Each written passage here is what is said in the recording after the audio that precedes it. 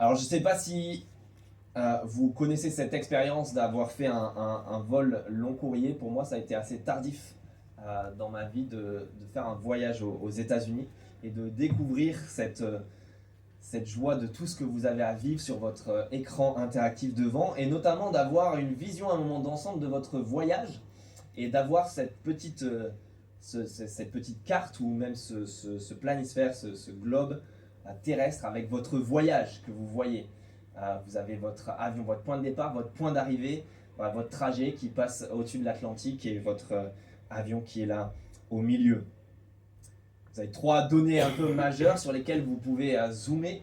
L'endroit d'où vous partez, et vous voyez ça au départ, le point d'arrivée à la suite, et puis pendant le voyage, vraiment là où vous en êtes, le trajet en lui-même.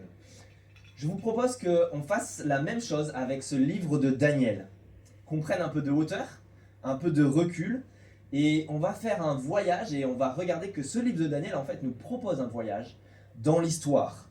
Il nous propose un voyage dans l'histoire de ce monde, et notamment la succession de royaumes, d'empires et de puissances successives. Plutôt que prendre un avion, je vous propose que on se dise que le livre de Daniel ressemble plutôt à un train.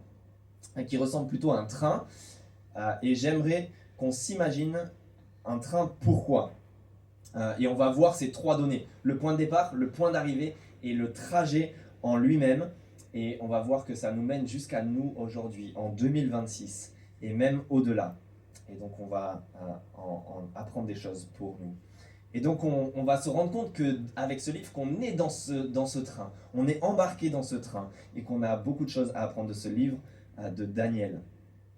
Mais pourquoi un train ? Et avant d'observer le point de départ, le point d'arrivée et le trajet en lui-même, j'aimerais juste qu'on regarde la structure du train. Pourquoi un train plutôt qu'un avion ?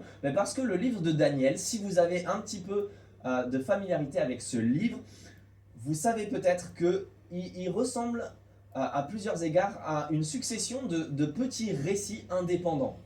Il y a plein de petites histoires au sein du livre de Daniel qui sont un enchaînement de récits indépendants, un peu comme des wagons, si vous voulez. C'est des wagons clairement identifiés. À chaque chapitre, en quelque sorte, vous avez un wagon indépendant. Au chapitre 1, vous apprenez les décisions sur le régime alimentaire de Daniel et ses amis à la cour du roi. Au chapitre 2, le rêve d'un roi et son interprétation. Au chapitre 3, l'idée de se prosterner ou pas devant une statue, etc., etc. Plein de petites histoires, en quelque sorte, indépendantes les unes des autres. Mais ceci dit, si chaque chapitre est un peu distinct, comme des wagons, en fait, ils sont aussi très bien reliés entre eux pour former un train, et c'est très bien pensé sur le plan littéraire. Il y a quelque chose qui assure la continuité. Il y a toujours un thème et quelque chose par l'auteur qui est repris d'un chapitre sur l'autre, d'un récit à l'autre. Juste en guise d'exemple, je vous donne deux chapitres, et pour qu'on voit comment l'auteur fait cela de manière très subtile et très discrète même. Au chapitre 2, on aura l'histoire, et on va découvrir cela, on aura l'histoire de la révélation d'un rêve fait par le roi Nebuchadnezzar, la révélation de ce rêve à Daniel, et dans le rêve, dans lequel il y a une grande statue. D'accord ? Et puis au chapitre 3, rien à voir, c'est notre histoire, mais en fait on a un récit où les compagnons de Daniel refusent de se prosterner devant une grande statue. Et en fait, il y a à chaque fois, d'un chapitre sur l'autre, d'un récit à l'autre, des liens comme ça, thématiques ou avec un mot qui relie le tout. Donc, on a affaire à un train, des wagons, un peu indépendants, mais qui en même temps sont reliés entre eux. Et surtout, là où j'aimerais nous amener, c'est de voir que ce train a une structure globale qui en fait un train double. Vous connaissez ces trains où vous partez et en fait vous avez deux trains qui sont attachés l'un à l'autre, parce qu'il y en a un qui s'arrête en cours de trajet et l'autre qui continue. Donc vous avez deux destinations, donc il ne faut pas vous tromper, il faut être dans votre bonne voiture. Voilà, je n'ai pas vérifié, donc je vais dire n'importe quoi. Si on avait Robin aujourd'hui qui est fan des trains, il pourrait peut-être nous renseigner. Mais comme si vous avez un train qui part de Bordeaux, et il y en a un des deux qui s'arrête à Montpellier, l'autre continue jusqu'à Marseille. Je ne sais pas si si ce cas arrive. Mais vous voyez cette idée-là, vous avez déjà vécu ça.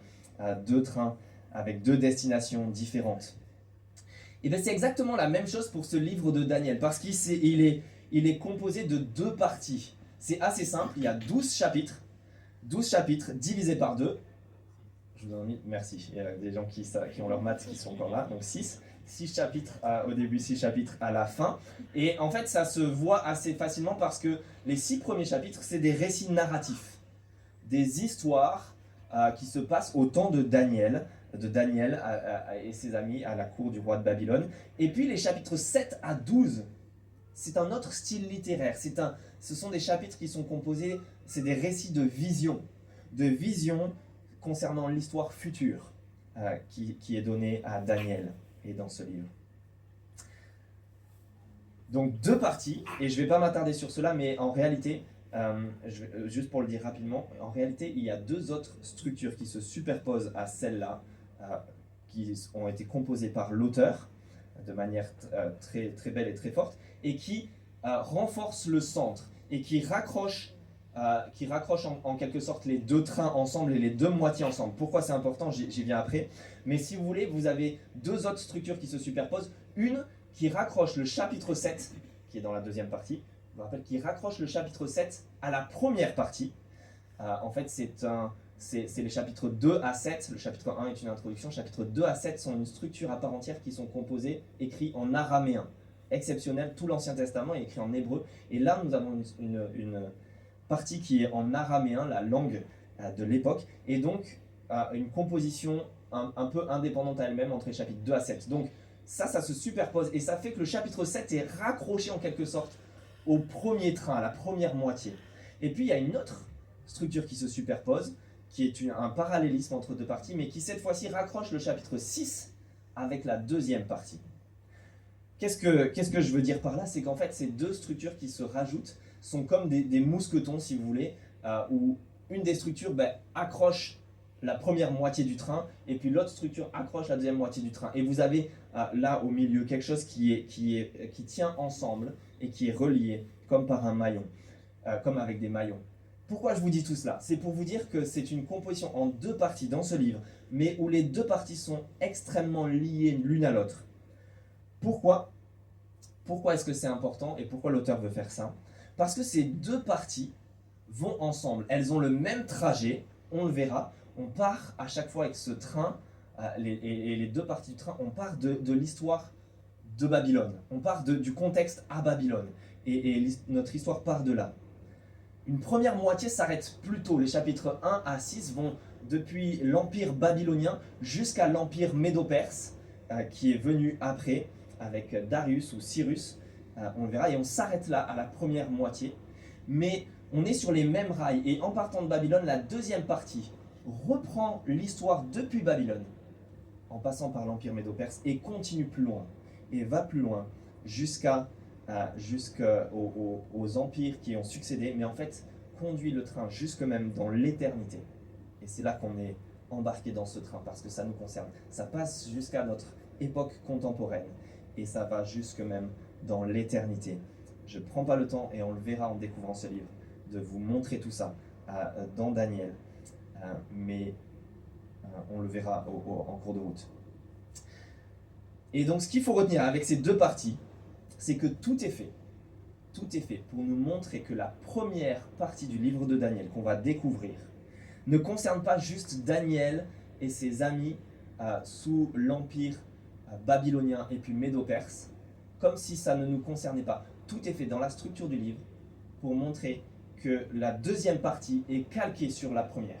La deuxième partie qui ne nous concerne plus directement est calquée sur la deuxième. Ça reprend le langage, ça reprend les thèmes, et en fait les 2 parties sont parallèles et raccrochées ensemble, pour nous dire que la première moitié du livre, tout ce que vit Daniel et ses compagnons, sont comme un modèle, un paradigme pour l'histoire qui est à venir et qui nous concerne nous.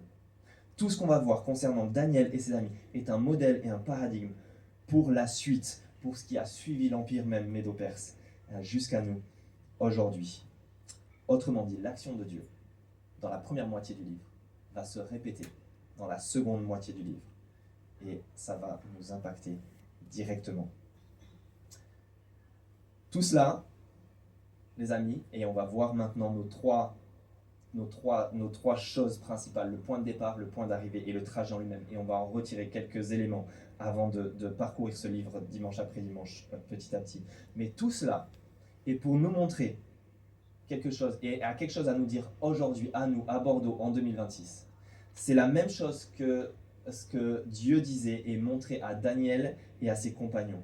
C'est de savoir vivre le royaume céleste et éternel de Dieu au sein des royaumes terrestres et temporaires que sont Babylone, qui était la Perse, qui a été Rome par la suite, qui est la France, qui est Bordeaux aujourd'hui.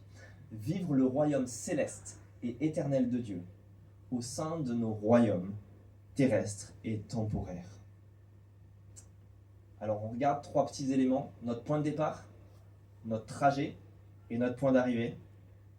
Vous êtes partis avec moi? Ça va? Le point de départ. Alors, voilà, comme tout trajet en train, de quelle gare vous partez? Eh bien, la gare de laquelle on part dans le livre de Daniel est Babylone. Babylone. Et là, si vous avez le livre de Daniel, prenez les premiers versets. Daniel 1, versets 1 à 3. Babylone est notre gare de départ, contexte de départ de tout ce livre. Regardez les 3 premiers versets. La 3e année du règne de Joachim sur Juda, Nebuchadnezzar, le roi de Babylone, marcha contre Jérusalem et en fit le siège. Le Seigneur livra entre ses mains Joachim, le roi de Juda, et une partie des ustensiles de la maison de Dieu. Nebuchadnezzar emporta les ustensiles dans le pays de Shinéar, dans le temple de son Dieu. Il les mit dans la maison du trésor de son Dieu. Le roi donna l'ordre à Ashpenaz, le responsable de ses eunuques, de faire venir quelques Israélites de sang royal ou de famille noble. Et puis, donc le point de départ, c'est la gare de Babylone. Je vous ai dit, dans cette première moitié, jusqu'au chapitre 6, on va jusqu'au moment où la Perse s'empare de Babylone. Mais la deuxième moitié du livre reprend ce point de départ, cette gare de départ qui est Babylone. On ne redémarre pas, si vous voulez, de la Perse. Si vous prenez le chapitre 7, si vous voulez suivre avec moi, chapitre 7, donc début de la deuxième partie de ce livre, et qui est composé de visions cette fois-ci, ben regardez le verset 1. La première année du règne de Belshazzar sur Babylone, Daniel fit un rêve. Et on est parti pour une série de révélations et de récits de visions. Mais on repart du contexte de Babylone. Vous voyez, tout est fait pour nous montrer que le point de départ de ce livre, c'est Babylone. Et puis regardez même le centre de la deuxième moitié. Donc cette deuxième moitié qui concerne plus l'histoire future. Mais regardez le centre de cette deuxième moitié, c'est le chapitre 9. C'est un rôle clé, on le verra. Mais regardez, prenez le chapitre 9, si vous voulez, versets 1 et 2. La première année du règne de Darius, cette fois-ci, c'est le roi perse, alias Cyrus, fils d'Assuérus de la dynastie des Mèdes et des Perses. Donc la première année de son règne sur le royaume des Babyloniens, la première année de son règne, moi Daniel, je me suis aperçu dans les livres que le nombre d'années indiqué par l'Éternel au prophète Jérémie pour la durée de la dévastation de Jérusalem était de 70. Et on va le voir, en fait, le livre de Daniel fait de grosses références au livre de Jérémie, qui le précède dans la Bible, et qui nous donne un arrière-plan. Et donc écoutez simplement ça dans le prophète Jérémie, qui est peut-être ces paroles que Daniel est en train de lire et découvrir quand il écrit cela. Jérémie 25, verset 11. Tout ce pays, voici ce que dit l'Éternel, tout ce pays, Jérusalem, deviendra une ruine, un endroit dévasté, et ces nations seront esclaves du roi de Babylone pendant 70 ans. Voici ce que Daniel découvre dans le livre de Jérémie.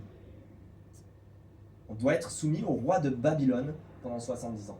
Tout cela est pour dire que dans tout le long du livre, la première moitié, mais aussi la seconde, prend pour arrière-plan l'exil à Babylone. Voici où se déroule l'histoire. L'exil du peuple juif à Babylone. Nous sommes ici en exil à Babylone. Et pourquoi c'est important pour nous de prendre ce point de départ, cette gare de départ? Parce que c'est exactement la même chose pour le peuple de Dieu aujourd'hui, dans les derniers jours, dans notre monde contemporain. Ici à Bordeaux en 2026, nous sommes en quelque sorte des étrangers exilés à Babylone. Pourquoi cela? Simplement parce que Pierre déjà, quand il écrit dans le Nouveau Testament à une église, aux églises chrétiennes, voici ce qu'il dit dans sa première lettre, et il écrit depuis Rome, depuis l'Empire romain à ce moment-là. Et voici ce qu'il leur écrit. 1 Pierre 1, premier verset, il écrit ceci. De la part de Pierre, apôtre de Jésus-Christ, à ceux qui sont étrangers et dispersés. Dispersés, pensez au contexte de l'Ancien Testament, ça voulait dire exilés. À ceux qui sont étrangers et dispersés. Le même contexte qu'à l'époque, ceux qui se retrouvaient sous l'emprise de Babylone, qui étaient dispersés, exilés. Et puis à la toute fin de sa lettre, voici ses salutations, chapitre 5, verset 13. Ceux qui ont été choisis comme vous et qui sont à Babylone vous saluent. Et Pierre, quand il emploie Babylone ici, ce n'est pas l'empire babylonien littéralement dont il parle, puisqu'il n'existe plus, mais il écrit depuis Rome. Et il est en train de dire que l'empire romain, c'est la même chose que Babylone à l'époque. Vous voyez donc, Pierre écrit à des chrétiens qu'il considère comme exilés, étrangers dans leur contexte. Et il dit, c'est la même chose pour nous. Nous sommes exilés aussi, nous sommes à Babylone. Ceux qui sont avec moi à Babylone vous saluent. Nous sommes, pour Pierre, nous sommes tous les chrétiens, toute l'église de Jésus-Christ est en exil à Babylone. Et c'est ce que nous sommes encore aujourd'hui à Bordeaux. Pourquoi c'est important d'avoir ce contexte et cet arrière-plan? Qu'est-ce que ça a à nous dire? Je pense que ça a plusieurs choses à nous dire, à nous qui sommes, si on se considère comme exilés à Babylone. Et j'aimerais dire que le mot d'ordre, pour nous, c'est la différence et la souffrance d'une part, et puis un appel à s'intégrer et à impacter d'autre part. Ça, c'est l'arrière-plan de Daniel, mais c'est l'arrière-plan de nous, pour nous, l'Église, aussi à Bordeaux aujourd'hui. S'attendre à la différence et à la souffrance d'un côté. Pourquoi? Parce que c'est ce qu'on va découvrir dans ce livre de Daniel. Ceux qui sont exilés à Babylone ne cessent d'être différents, de se rendre compte qu'ils sont différents dans un contexte culturel et religieux qui est autre, et d'assumer cette différence. Au chapitre 1, c'est leur manière de manger, leur régime alimentaire. Chapitre 2 à 7, c'est leur manière de parler, la langue. Ils doivent apprendre la langue du pays. Chapitre 3, c'est leur manière d'adorer. Qui ou quoi adorer. Et en fait, tout ça est relié. Et ça se voit même au chapitre 6. Qui, quand, quoi et comment prier et se comporter. Et c'était le cas pour eux à l'époque, et c'est le cas pour nous. Et c'est ce que ce livre de Daniel a à nous dire, et ce que Pierre voudrait nous dire dans le Nouveau Testament, à nous qui sommes à Bordeaux, exilés à Babylone. Attendez-vous à la différence. Et dans un monde, dans une Babylone où parfois on ne cesse de louer la différence et la diversité, ta différence religieuse, si tu es un disciple de Jésus-Christ, sera peut-être celle qui est le plus difficile à accepter par tes contemporains. Cette Babylone n'aime pas cette différence. C'est ce que le livre de Daniel va nous enseigner. Cette Babylone n'aime pas cette différence. Et puis peut-être que ça peut nous faire réfléchir. Est-ce qu'il y a une différence? Si tu te considères comme chrétien aujourd'hui ce matin, est-ce qu'il y a une différence visible entre toi et ceux qui t'entourent qui ne sont pas des disciples de Jésus-Christ? Est-ce qu'il y a une différence visible en termes d'éthique, de manière de vivre, de se comporter, d'honnêteté, de sexualité dans ta manière de parler, dans ta manière d'interagir, dans tes relations? Si aucune différence n'est visible, on va se poser une question. Parce que Daniel et ses compagnons étaient différents dans la Babylone qui les entourait. S'attendre à la différence, mais aussi s'attendre à la souffrance, parce que l'opposition et la souffrance dans le livre de Daniel ne cessent d'être là à cause de leurs différences religieuses. Au chapitre 3, ils sont dans une fournaise pour ne pas avoir voulu se prosterner devant une idole. Au chapitre 6, c'est une fosse remplie de lions qui attend Daniel parce qu'il n'a pas cessé de prier son Dieu, le Dieu de la Bible, Yahweh. Et encore Pierre, dans sa première lettre, 1 Pierre, c'est un peu le livre de Daniel du Nouveau Testament, si vous voulez, pour les chrétiens. Il se réapproprie ces éléments dans le livre de Daniel pour les appliquer à son contexte, en parlant à l'Église du 1er siècle et à nous aujourd'hui. Écoutez ce que Pierre dit aux chrétiens. Il leur dit dans sa première lettre, « Ne soyez pas surpris de la fournaise qui sévit parmi vous, comme s'il fallait vous en étonner. Non, sachez plutôt que les mêmes souffrances sont imposées à vos frères et sœurs dans le monde. » Et puis il dit aussi, « Satan, votre adversaire, le diable, rôde comme un lion rugissant, cherchant une proie à dévorer. » En fait, Pierre est en train de se réapproprier toutes les thématiques de Daniel, la fournaise de feu, pour avoir été fidèles à Dieu, au Dieu de la Bible. Les lions pour avoir été fidèles à Dieu, au Dieu de la Bible. Et c'est deux choses qui sont là dans le livre de Daniel, et se les réapproprie pour dire c'est ça que vous allez vivre et que vous vivez en tant que chrétien. C'est ça que nous enseigne Daniel pour nous, Église de Jésus-Christ, pour nous le Cube, aujourd'hui, à Bordeaux. Et donc qu'est-ce que Daniel et Pierre, à sa suite, ont à nous dire? Préparez-vous. Mentalement, en fait, comme des militaires qui vont au front et qui se préparent à souffrir. Préparez-vous. Alors, ne fuyez pas de suite si vous dites « Oula, c'est déprimant ce livre de Daniel ». Rassurez-vous, il y a d'autres choses bien plus encourageantes.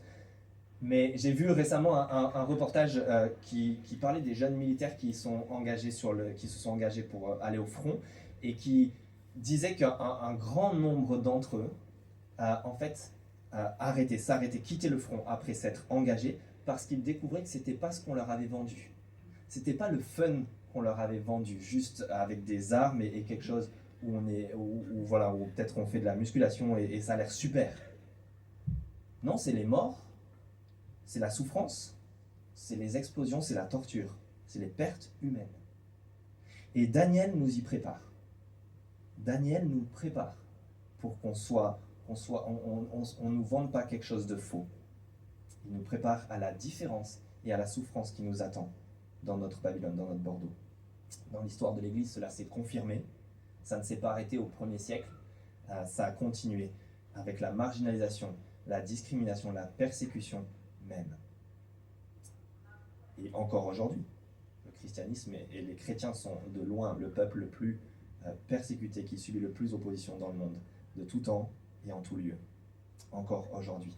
Et j'aimerais juste nous dire, si on est chrétien, mais même si tu n'es pas et que tu y réfléchis ou que tu songes à le devenir, juste pour être clair et reprendre ce que Daniel et Pierre nous disent, et Jésus-Christ.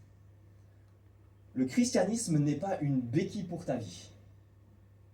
En fait, c'est plutôt l'inverse. Ça va plutôt être un handicap et il faut s'y attendre. Tu risques de te tirer une balle dans le pied avec tes choix en termes de choix de décision et même de relations. Tu risques de plus être accepté comme avant, tu risques de faire des choix forts, prendre des décisions fortes pour suivre ton Dieu. Et tu es appelé à une vie de sacrifice à la suite de Jésus-Christ. Mais on va voir, ne fuyez pas tout de suite. Ça vaut le coup. Ça vaut le coup. En même temps que la différence et la souffrance, déjà dans un premier temps, il y a un appel à s'intégrer à Babylone pour impacter Babylone ou Bordeaux. Vous pouvez remplacer, c'est la même première lettre, c'est facile. Il y a un appel à s'intégrer à Babylone. Écoutez pourquoi, parce que ce livre de Daniel reprend l'arrière-plan de Jérémie, et je vous lis, vous pouvez le prendre si vous voulez, quelques extraits du chapitre 29 de Jérémie qui est en arrière-plan. Jérémie 29, verset 1. Voici le contenu de la lettre que le prophète Jérémie envoya de Jérusalem au reste des anciens en exil, à tout le peuple, à ceux que Nebuchadnezzar avait emmenés en exil de Jérusalem à Babylone. D'accord? Donc Jérémie écrit aux Juifs exilés à Babylone.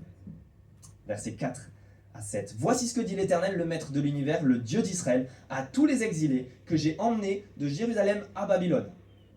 Écoutez bien. Construisez des maisons et habitez-les. Plantez des jardins et mangez-en les fruits. Mariez-vous et ayez des fils et des filles. Donnez des femmes en mariage à vos fils et des maris à vos filles pour qu'elles mettent au monde des fils et des filles. Augmentez en nombre là où vous êtes et ne diminuez pas.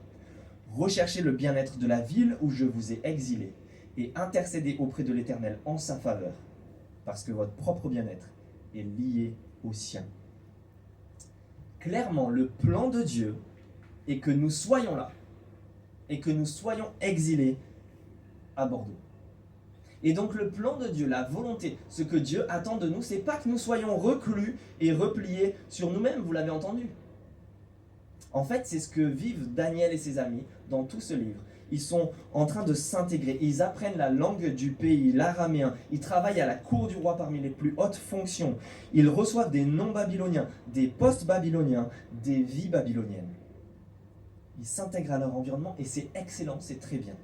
C'est présenté de façon positive. Et c'est ce que Dieu attend de nous si on est chrétien. Le but n'est pas d'être reclus, absent, ou même bizarre. Oui, tu es différent, mais pas absent. En fait, c'est précisément ce que Dieu a voulu, de te placer ici et de nous inviter à parler le même langage que les Bordelais. Chocolatine, poche, gavé, etc. Plus sérieusement, à aller rencontrer les Bordelais et ceux qui nous entourent, à avoir des collègues et des amis, des voisins, à se faire inviter à leur soirée et leur dîner, à accepter ces invitations, à inviter eux-mêmes ces gens chez nous, à aller rencontrer du monde dans des associations, à faire du sport, à aller au badminton, à aller faire du paddle ou d'autres choses, du crochet ou toutes sortes de choses, ce que vous voulez. Ce que plusieurs, je le sais, ont déjà fait, faire des soirées crêpes, des soirées raclette, où tu invites du monde à venir à l'apéricube et à inviter tes amis, à faire toutes sortes de choses. En fait, si on résumait peut-être un des messages de Daniel, ce qu'il nous dit, c'est sois le meilleur ami des Bordelais. Est-ce que c'est pas cool? Ce que Dieu a à nous dire, c'est d'être le meilleur ami des Bordelais. Pourquoi? Parce que Dieu a voulu cela pour qu'on puisse les impacter. En fait, on a à s'intégrer pas juste pour s'intégrer, mais s'intégrer pour impacter. C'est ce qu'il y a d'ailleurs dans le livre de Daniel, et ce que je vous disais à l'instant, quelque chose d'exceptionnel, de très rare, particulier, qui est nulle part ailleurs dans la Bible. Il y a tous ces chapitres, du chapitre 2 à 7, qui est une structure à part entière, qui est écrit en araméen, la langue de l'époque, en tout cas pour les personnes haut placées, les affaires courantes.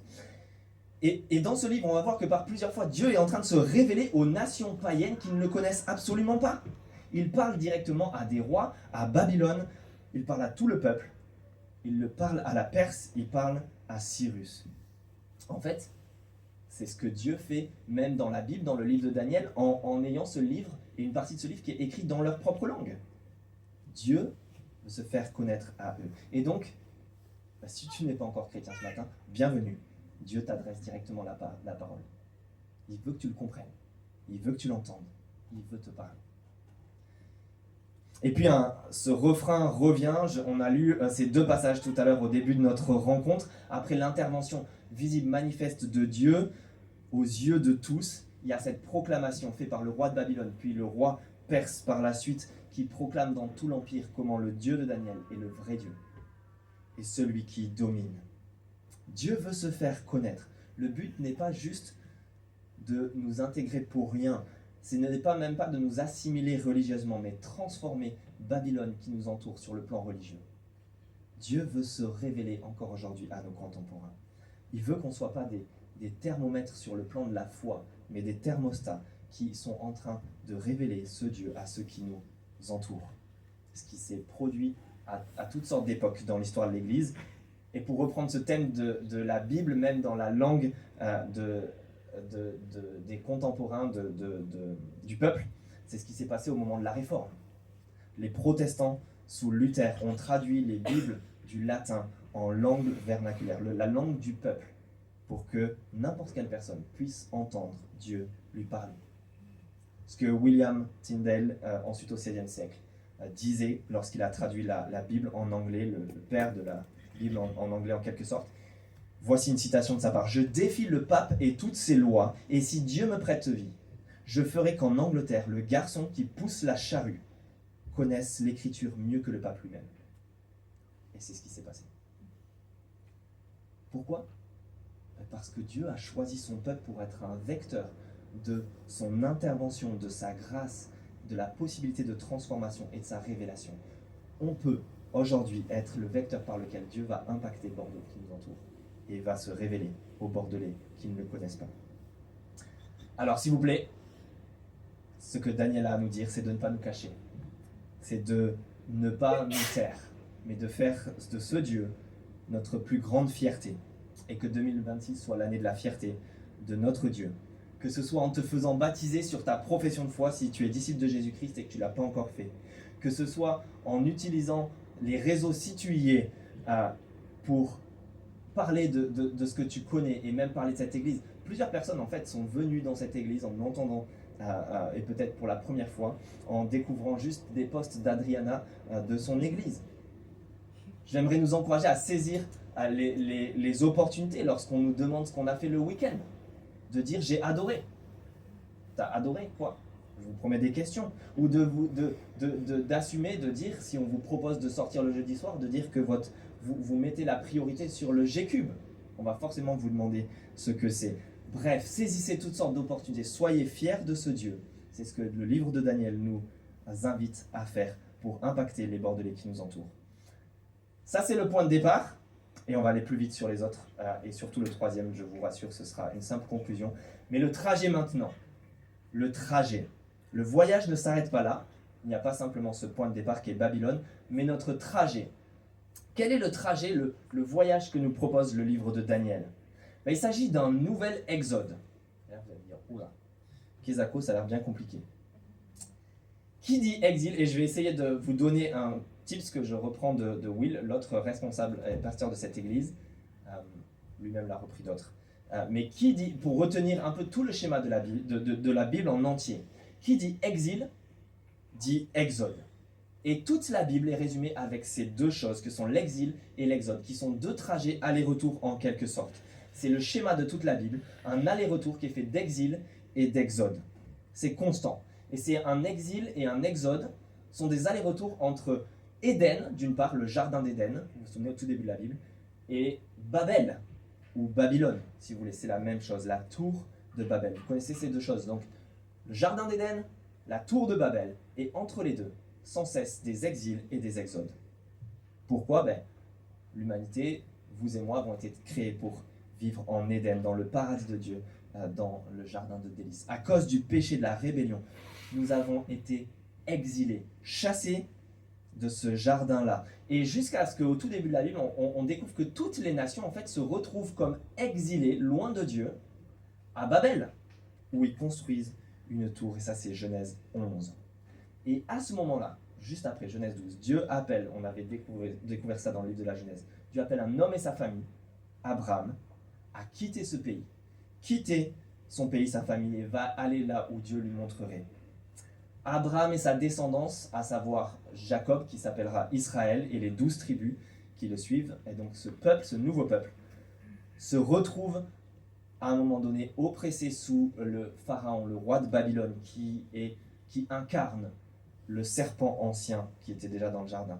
Mais ils sont oppressés là, et Dieu accomplit une délivrance, un exode, vous connaissez tout ça, le peuple qui sort d'Égypte, qui traverse la mer Rouge séparant d'eux, un exode, une délivrance, et ils retournent et ils vont dans un pays que Dieu leur a promis, qui est présenté dans la Bible, rien de moins qu'un retour à une sorte d'Éden. Le pays promis est une sorte de nouvel Éden. Donc vous voyez, l'humanité a commencé en Éden et se retrouve exilée à Babel, et Dieu les appelle à vivre une délivrance, un exode, pour retourner dans un pays qui est une sorte de nouvel Éden. Le problème, c'est que ce peuple s'est corrompu durant des années, et on en arrive à notre contexte là, où Dieu exile ce peuple à Babylone. La Babel ancienne est devenue l'empire babylonien, à Babylone. Mais Dieu leur promet qu'au bout de 70 ans, il y aura une nouvelle délivrance, un nouvel exode pour les ramener au pays, les ramener en Éden. Dieu avait promis ça dans tous les prophètes, chez tous les prophètes. Il en est question chez Daniel, mais chez les prophètes, et je vous donne une chose qui va apparaître au cours du livre de Daniel, chez les prophètes, on avait dit que ce nouvel exode, cette nouvelle délivrance allait apparaître grâce à un personnage clé qui s'appelle Cyrus, notamment dans le livre d'Ésaïe, si vous lisez ça. Mais dans le livre de Daniel, on n'arrête pas de nous mettre la puce à l'oreille qu'il est question de ce Cyrus. Si vous avez le chapitre 1 sous les yeux, regardez juste le verset 21 du livre de Daniel. Telle fut la situation de Daniel jusqu'à la première année du règne de Cyrus. Et on sait déjà dans tous les prophètes que ce Cyrus va être celui qui va permettre le nouvel exode au peuple de revenir au pays. Au chapitre 6, c'est encore le cas. On nous parle de Darius le Mède, un autre nom pour Cyrus, qui s'empare du royaume de Babylone. Et la fin du chapitre, Daniel prospéra sous le règne de Darius, c'est-à-dire Cyrus le Perse. Il est partout. En fait, Daniel est en train de nous dire, vous sentez venir Cyrus? Il est là. Il arrive. Vous sentez venir la délivrance. Vous sentez venir le nouvel exode. Et on en arrive au chapitre 9. Et prenez le chapitre 9, s'il vous plaît, sous les yeux. On en arrive au chapitre 9 qui est absolument clé. Et voici les deux premiers versets, on les a lus tout à l'heure. Daniel se rend compte en lisant le livre de Jérémie que la durée de la dévastation de Jérusalem était de 70 ans. 70 ans d'exil à Babylone avant ce fameux nouvel exode. C'est ce qu'avait prédit Jérémie notamment, et on l'avait déjà lu. Jérémie 29, 10, je vous le redonne si jamais. L'Éternel dit, dès que 70 ans seront passés pour Babylone, j'interviendrai en votre faveur, j'accomplirai ce que je vous ai promis, en vous ramenant ici. Sauf que les amis, vous êtes dans Daniel 9, il y a une petite surprise. Et j'aimerais nous laisser ça déjà pour qu'on comprenne bien. Regardez verset 24. Un ange vient donner une révélation à Daniel, verset 24. Et voilà, à partir du verset 22, l'ange parle avec Daniel, il m'a enseigné, il a parlé avec moi, et il m'a dit, Daniel, je suis maintenant venu pour ouvrir ta compréhension. Et verset 24, je pense, ce sont 70 semaines qui ont été fixées pour ton peuple et pour ta ville sainte, pour faire cesser la révolte et mettre un terme au péché, pour expier la faute et amener la justice éternelle, pour marquer d'un sceau la vision et le prophète, et pour consacrer par onction le lieu très saint. 70 semaines. À ce moment où Daniel est pris et reçoit ces paroles, il est sous le règne de Cyrus qui ordonne, 70 ans sont passés, et qui ordonne justement au peuple de pouvoir revenir. C'est le nouvel exode. Et on lui parle de 70 semaines maintenant. Ce nouvel exode aura lieu en 2 étapes successives qui se ressemblent, qui sont calées l'une sur l'autre. 70 ans dans un premier temps pour revenir d'exil physique, pour revenir de Babylone au pays promis, au pays pour les Juifs. Mais 70 semaines ou septaines dans l'original, 70 périodes comme des semaines vont suivre pour amener l'exil, le retour d'exil, spirituel. Vous avez vu ? Pour amener le Messie, pour mettre un terme au péché, pour expier la faute, amener la justice éternelle. Vous avez vu tout ça ? En fait, le retour d'exil de Babylone ne suffira pas physiquement. Il va falloir ces 70 semaines pour un retour spirituel. Quelqu'un a dit, si le peuple en fait est exilé à Babylone, en Babylonie, alors Babylone est dans le cœur du peuple. Et donc le problème, c'est que le peuple peut revenir physiquement. Ils ont toujours un problème intérieur. Ils sont toujours exilés spirituellement. Le retour physique ne suffira pas. Et le retour spirituel d'exil, le nouvel exode, le vrai spirituel, va avoir lieu en 70 semaines grâce au Messie, grâce au Christ. Autrement dit, ça nous concerne directement. Qu'est-ce que ça signifie ? Je pense pour nous, plus précisément, ça signifie 2 choses rapidement avant de conclure. Ça signifie une démonstration de puissance au présent et une délivrance extraordinaire au final. Une démonstration de puissance au présent. Pourquoi ? Parce que la démonstration de puissance, c'est précisément le but de l'exode, et même du premier exode, du bras de fer entre l'Éternel Dieu et Pharaon. Écoutez Exode 9, verset 16, Dieu qui parle à Pharaon. « Voilà pourquoi je t'ai suscité, c'est pour te montrer ma puissance, et afin que mon nom soit proclamé sur toute la terre. » Et c'est exactement la même démonstration que l'on a dans le livre de Daniel. On l'a lu, vous vous souvenez, ces 2 proclamations du roi de Babylone, du roi de l'Empire médo-perse, les personnes les plus puissantes de toute la terre à l'époque sont en train de proclamer la supériorité de Dieu. Dans cette église, nous disons que la première raison pour laquelle nous faisons tout ce que nous faisons dans cette église, tout ce que nous vivons, c'est pour l'honneur du Dieu glorieux. Ça, c'est la raison de faire tout ce que l'on fait. La gloire de Dieu, sa réputation, le fait qu'il soit connu. Et ça, c'est ce que le livre de Daniel nous montre. Et donc, les amis, il y a à s'attendre à une démonstration de puissance au présent. C'est le but de Dieu. Ce Dieu veut se révéler de manière extraordinaire, puissante, miraculeuse même. Il n'y a pas de cessation de cette activité de la part de Dieu. Pas de diminution de puissance pour accomplir ses plans, pour se révéler aux nations et se révéler de façon absolument extraordinaire. Et en même temps, c'est une démonstration de puissance au présent à laquelle il faut s'attendre et une délivrance finale. Parce qu'en même temps, ce qui est en vue dans le livre de Daniel, c'est une délivrance finale, à la fin des fins. En fait, la délivrance qui a lieu dans la première moitié du livre, qui est conclu avec l'arrivée de Cyrus et les retours, le retour d'exil 70 ans après.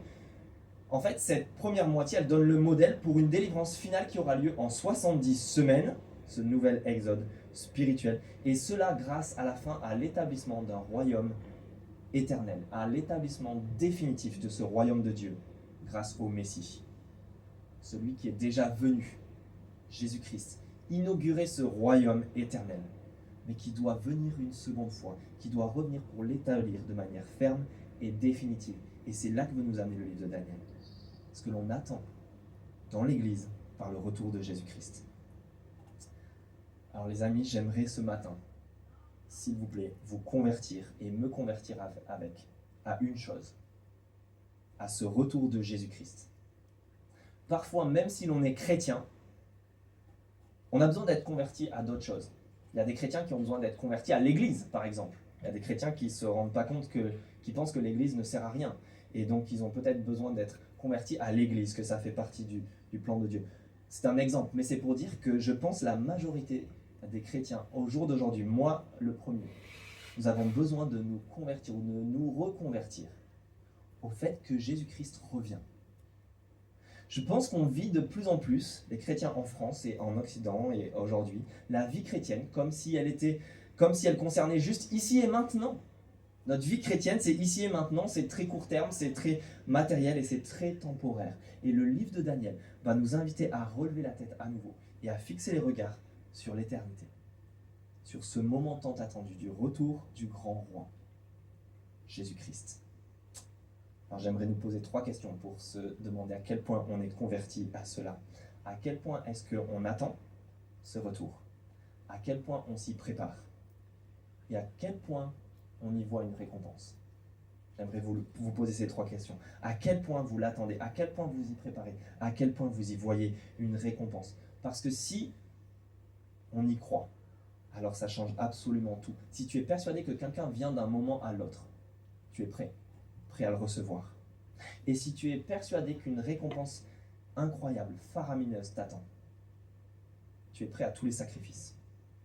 En fait, je pense même que les sacrifices qu'on est prêt à consentir sont directement proportionnels à la récompense dont on est conscient qui aura lieu au jour du retour de Jésus-Christ. Alors posons-nous la question, et avec Daniel, regardons à l'éternité à venir, à ce royaume éternel. Et donc les amis, pour finir, l'éternité, et pour conclure, la destination finale de tout ce voyage du livre de Daniel, c'est l'éternité. Pas une petite destination vite fait, mais la destination de notre vie. C'est ce que Dieu vient établir à la place de Babylone. C'est son royaume éternel. On l'a lu